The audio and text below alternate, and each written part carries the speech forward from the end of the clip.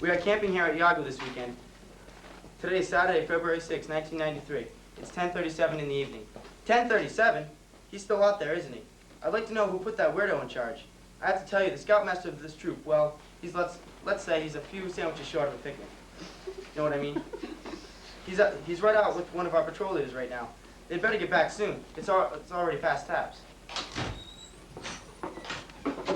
Oh, that was awesome. There must have been about 20 shooting stars out there. Yeah, astronomy's pretty great, isn't it? Yeah, it must be. Well, it's about time.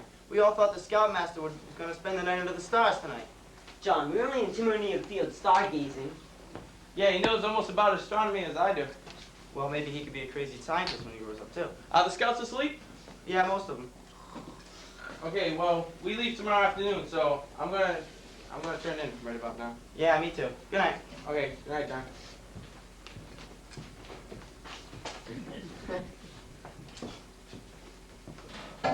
Doc, it's just about space and time and all that really. Well, yes, it's true, Marty, and I'll prove it to you sometime, but for now, you just go to bed.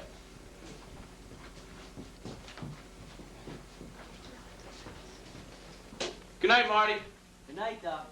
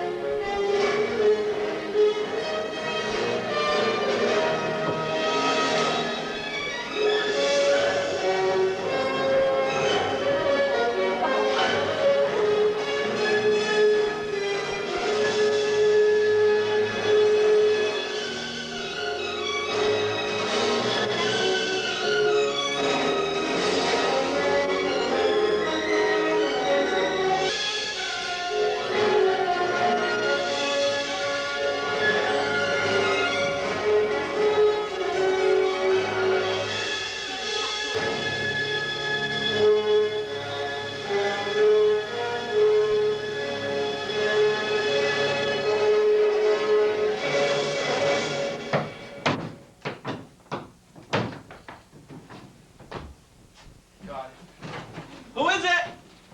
Marty. Oh, Marty. Come on in.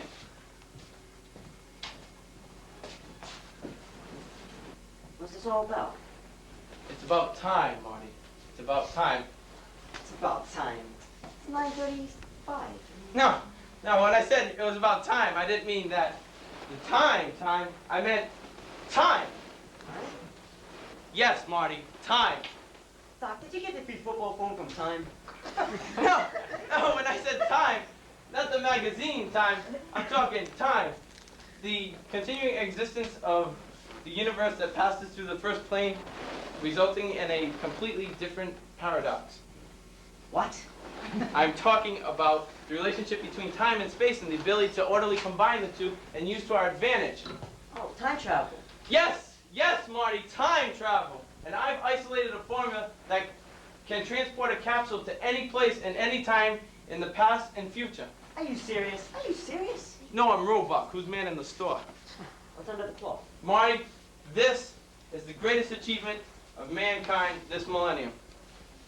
I present to you, Marty, the DeLorean.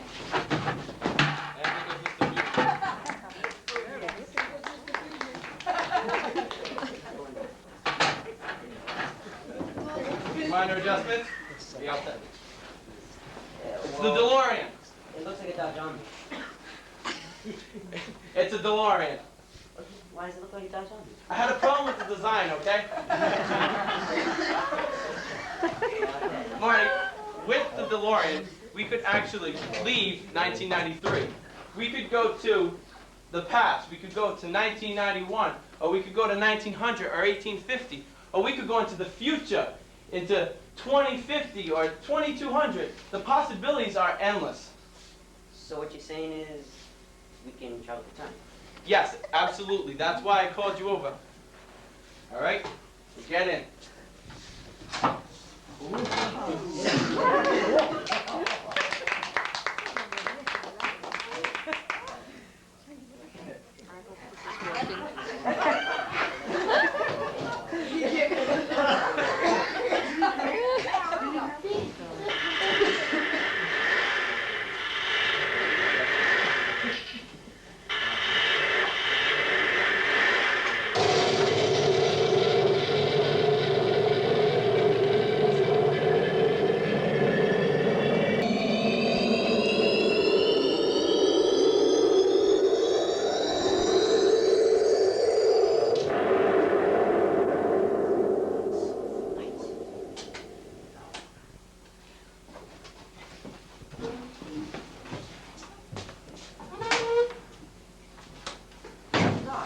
Still 1993? No, according to this, we are 16 years into the future. New York City, 2009. Oh man, what's that smell? Oh yeah, it's the pollution, I guess. The carbon dioxide, the sulfur monoxide. The levels have risen dramatically. Just as the scientists in the 90s predicted. Look, Doc. Over there. It's a billboard. No, it looks like a widescreen TV, some sort of public one. It's a very widescreen TV. It must be some kind of public television. Yeah. Well, let's take a look. It looks like the news.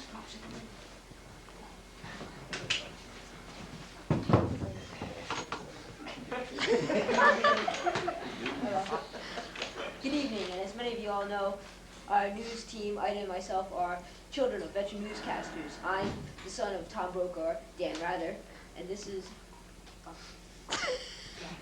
Tom Brokaw, and Ida is Ida, the daughter of Dan Rather. I'm a Scott Brokaw. Really, I didn't know that. How's the Dow Jones Industrial looking for 2010? I'm thinking of investing in Mr. Fusion. What are you talking about? You said that you were a stockbroker. No, I said I was a Scott Brokaw. Oh, I see. You don't know anything about Mr. Fusion, do you? No! And I'm the daughter of Dan Rather and the wife of actor Don Knotts Jr. My name is I'd rather not. You'd rather not what? I'd rather not make fun of my name on worldwide television. I'm not making fun of your name, I'd rather not. You'd rather not what? Just read the news. The IRS has once again simplified the tax codes. Starting next year, they're going to send around a very large person named Vito on alternate Fridays who'll beat the hell out of you and take your paycheck. After 17 years, the billion-dollar atomic super collider has provided some startling results. This morning, scientists sent a stream of charged alpha particles down a 10-mile tunnel into a brick of Velveeta and succeeded in turning it into cheese. Jane Pauley will be here later discussing the breakup of her first marriage. After divorce, she wed California angel Wally Joyner, then divorced him for Howdy Doody, then Muhammad Ali, then singer Morris Day. That's an interview later with Jane Pauley Wally Doody all a day. Some sad news on the ecological front. Today in Wyoming, the last known bear said something all natural in the last known woods. Again, another sad note. Lovable group Andy Rooney of 60 Minutes fame passed away today after choking on a piece of steak at a Manhattan night spot. The veteran newsman and humorist was 90 years old, and his last words were, Did you ever notice I'm turning really blue? and And that's the news.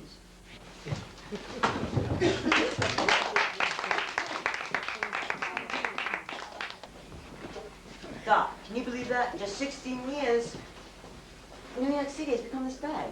I know. Did you hear about that bear? Oh my God, never mind about that. We've got to do something.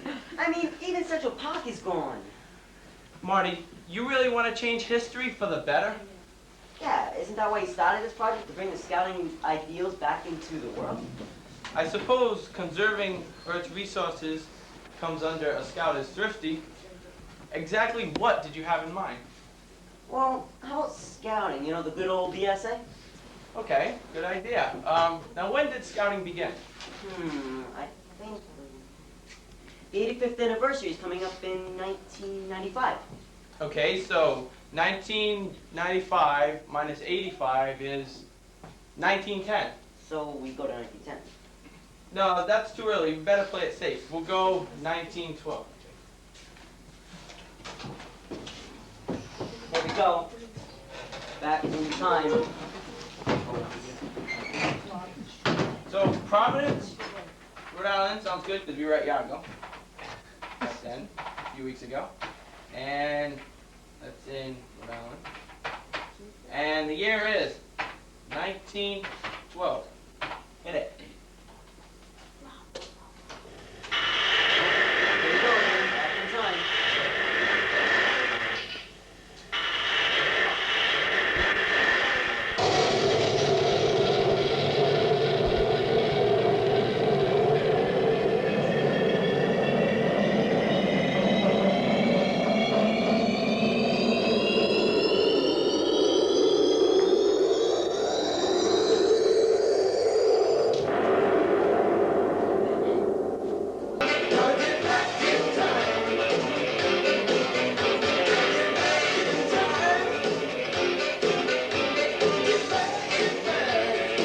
Marty, you'll be back in time.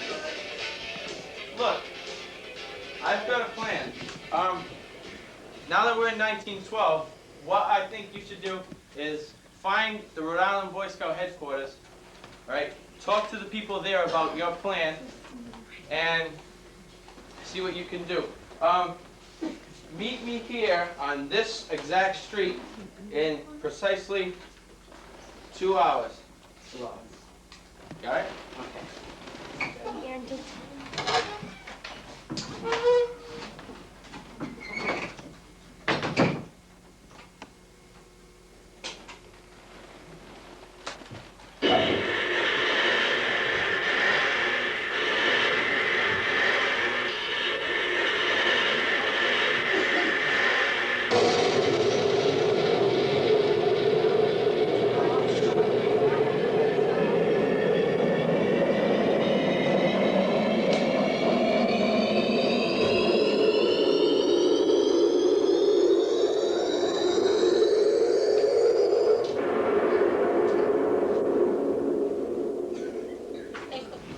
Colonel Buxton, the founder of Rhode Island Scouting. He said that he couldn't do anything at the moment.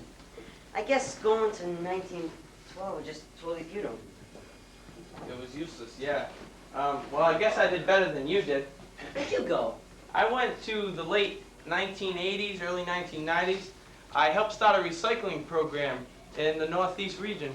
And I also appeared on an Earth Day special in 1990. Who was that man you were talking to? It was sort of like a, I guess he was a major or a corporal. Some kind of army title? Yeah, captain. I think it was from the Civil War, I think it was. Yeah, wait, Captain, Civil War. What? No, it couldn't be, never mind. Something else may come out of it. And right about now, you know, it's time to go back, you know? Go back where? Why, Marty, back to the future.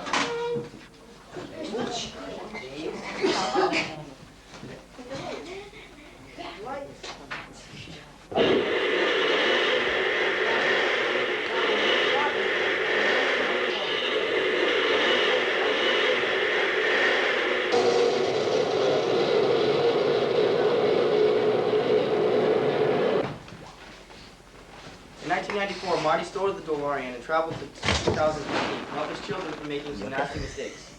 In 1995, Doc traveled to the 1970s and he went into acting. He took roles in shows in the movies such as Taxi, Star Trek 3, The Dream Team, and Who Framed Roger Rabbit.